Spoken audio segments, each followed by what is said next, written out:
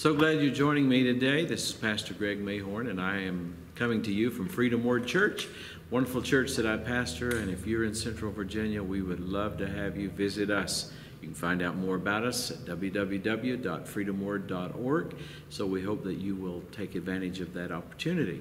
We're talking about prosperity points. We've done this for a number of weeks, but we're just not finished.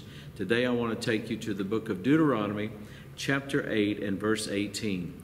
God says to the people of Israel here, "And you shall remember the Lord your God, for it is He who gives you power to get wealth, that He may establish His covenant, which He sware to your fathers, as it is this day." Now, if you read the context around this particular verse, you'll find, particularly in the verses preceding it, that He's telling them that they are going to really be blessed when they get into their promised land, that they're going to multiply and increase in their wealth, their herds and so forth. They're going to move into places to live that are better and newer than anything they've ever had before, that kind of thing He's telling them. And then this verse we read a moment ago, verse 18, basically is His warning or His admonition to them that when you get to this place of blessing, you get to this place of increase, don't forget how you got there. Don't forget what really counts where finances and material prosperity is concerned. And of course, the idea is that we don't get the mistaken notion that it's all me.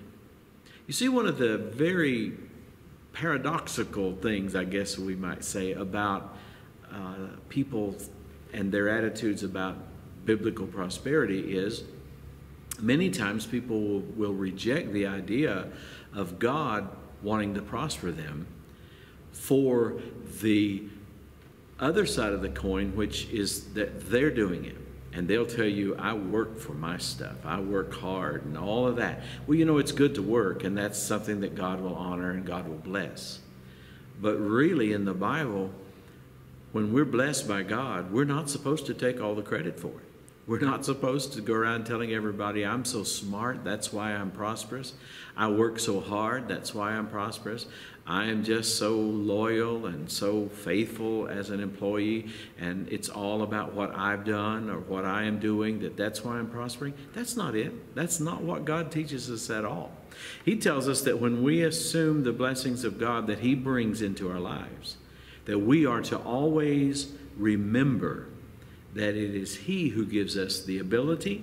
And that word power there in verse 18 that is used in the King James Bible, that He gives you the power to get wealth. That word power means ability.